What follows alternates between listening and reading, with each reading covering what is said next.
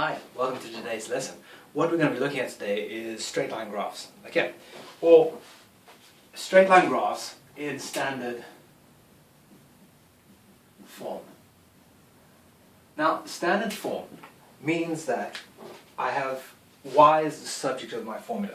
That means that I've got y alone, completely alone, nothing with y. Not minus y, not 2y, just y, equals mx plus c. Some people use kx plus b, some people, whatever letters you use, it doesn't make a difference.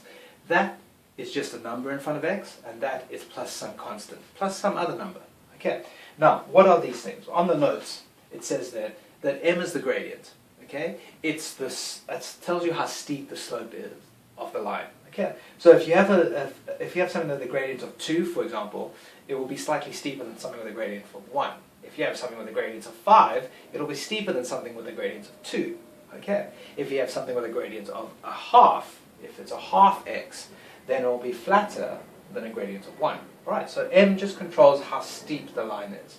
Okay? And so by that idea, lines with the same m value, so if you've got 2x plus 5 and 2x minus 7, okay, 2 in front of x, they're parallel. Okay? So that's all that m controls. C is the intercept. It's what the equation would be if m was 0.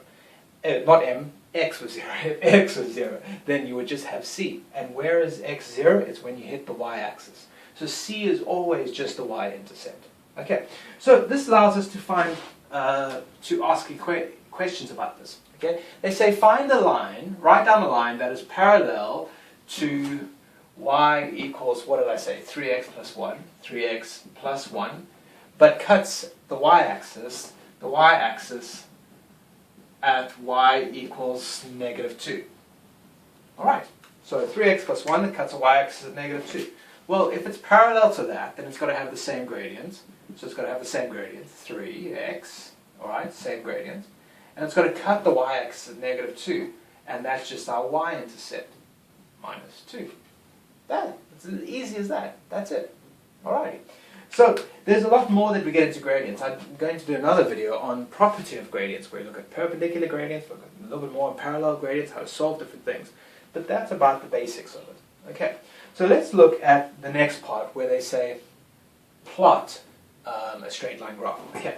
I want to go on to a new page just to make this a little bit neater. So what we're going to look at now is how to plot the straight line graph. I'm going to look at it as a very simplistic way. If you've done anything with straight line graphs before, this might be a little bit too simple for you. But I'm going to throw one little extra level of difficulty in there. I'm going to write it not in standard form. 2y minus 4x equals minus 6. Okay, so I look at this and I say, okay, great, I want to plot this. Now, there are ways and means of plotting it when it's like this. You put in different values of x and you solve for each equation. That's really long-winded. The better way is to make y the subject of the formula, okay, using our rules for equations, and then just plug in different values of x. Okay, so let's make y the subject of the formula. Remember my trick that I'm going to use, the opposite to the other side to actually get rid of something, and then I'm going to use BIDMAS backwards to decide what to get rid of. Okay, so if I'm trying to get y alone, I'm going to reverse BIDMAS and say there's times by 2 and there's minus 4x. If I turn BIDMAS around, I'm going to get rid of the minus 4x first. So I've got here 2y equals minus 6, opposite minus 4x is plus 4x. Right? Okay. Now I can get rid of the times by 2. Opposite times by 2, divide by 2. Divide the whole thing by 2. So I've got y equals, let's put the x in front. 4x divided by 2 is 2x. Minus 6 divided by 2 is minus 3. There it is in standard form. Y is completely alone. It's the subject of the formula. Now I can just quickly plot this. Okay? So I choose random numbers for x. Okay? Now the thing whenever I'm doing this in class, I get kids say, well, what number should I choose for x? Choose whatever you want. Okay? The only time I would ever say that you should maybe be careful of what you choose is if I've got m as a fraction. Then I want to choose multiples of the denominator. So if m was a half, I'd choose something like 2, 4, 6, any multiple. If m was a third, 1 over 3, I'd choose 3, 6, 9, multiples of the denominator. Just makes the cancellation easy and you end up with nice whole numbers. Okay, but because m is 2, it's not a fraction, I don't have to worry about that. So let's choose any random numbers. I'm going to choose the ones that I've chosen on my page.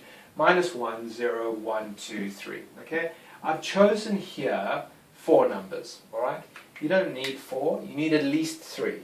At least 3. So if you make a mistake with 1 and they don't line up, you can go and check which one is wrong. Okay, if you choose 2 and you make a mistake with 1, any 2 points will always line up, so you won't know if you made a mistake because you'll always be able to line them up. Okay, so let's do 4 of them. All that I'm going to do is I'm going to take that value and replace it for x. Okay, 2 times -1 is -2. -2 minus 3 is -5. 2 times 0 is 0. Minus 3 is -3. 2 times 1 is 2. Minus 3 is -1. 2 times 2 is 4. Minus 3 is 1. 2 times 3 is 6. Minus 3 is 3. Okay, alrighty. That's it. Now all we have to do is plot this guy. Okay, so please use a ruler for this. Normally I would have drawn this before, but I want to draw this now with you just to show you how quick it can be, okay, and just how accurate you need to be. Whenever you're drawing this, especially if you're doing this not in a test, or they haven't given you a grid, please use a ruler. Okay, so firstly, -1, -5. So -1, okay, I'm going to use 1 inch for one number for each space. So -1, there's -1, and then -5, 5 down, -5 is down there. Okay, so there's my 1 point. The next point, 0 minus 3. 0 minus 3, so 3 inches down, 3 there. Okay? The next point, 1 minus 1. 1 over there, and then, so 1 is over here. Okay? And then -1 down, over there. Next one, 2, 1. So 2. Okay? And then 1 up. 1. And next one is 3, 3, 3, and 3. Okay, there we go. And now all I'm going to do is I'm going to put my ruler down and join the dots.